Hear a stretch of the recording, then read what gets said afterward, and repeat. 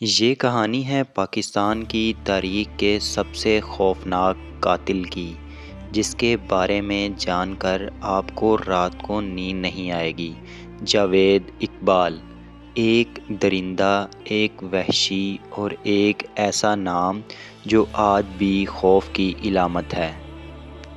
پاکستان کا سب سے خطرناک سیریل کلر جاوید اقبال کی لرزہ خیز کہانی۔ یہ کہانی پاکستان کی تاریخ کے سب سے خطرناک اور شفاق سیریل کلر جاوید اقبال کی ہے، جس نے 100 سے زائد بچوں کو قتل کر کے پوری دنیا کو ہلا کر رکھ دیا تھا۔ جاوید اقبال کون تھا؟ جاوید اقبال لاہور میں پیدا ہوا اور ایک عام زندگی گزار رہا تھا، لیکن اندر ہی اندر وہ ایک خوفناک مجرم بن چکا تھا۔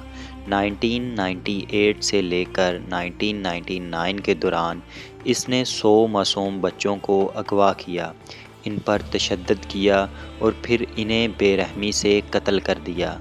جاوید اقبال بچوں کو ورگلا کر اپنے گھر لے جاتا، جہاں وہ انہیں تشدد کا نشانہ بناتا اور پھر قتل کر کے لاشوں کو تیزاب میں جلا دیتا تاکہ کوئی ثبوت نہ بچے۔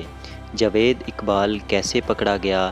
1999 میں جاوید اقبال نے خود ایک اخبار میں خط لکھ کر اپنے جرائم کا اعتراف کیا۔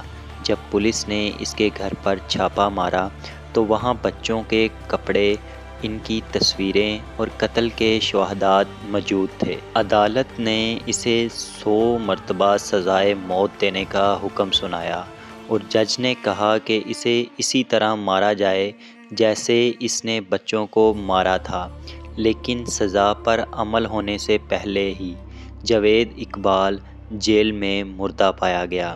جیسے بعض لوگ کہتے ہیں کہ یہ خودکشی تھی، جبکہ کچھ اسے قتل سمجھتے ہیں۔ کیوں آج بھی یہ کہانی خوفناک مانی جاتی ہے؟ یہ کہانی پاکستان کی تاریخ میں سب سے بھیانک جرائم میں شمار ہوتی ہے اور آج بھی لوگ اس کا ذکر سن کر خوف زدہ ہو جاتے ہیں۔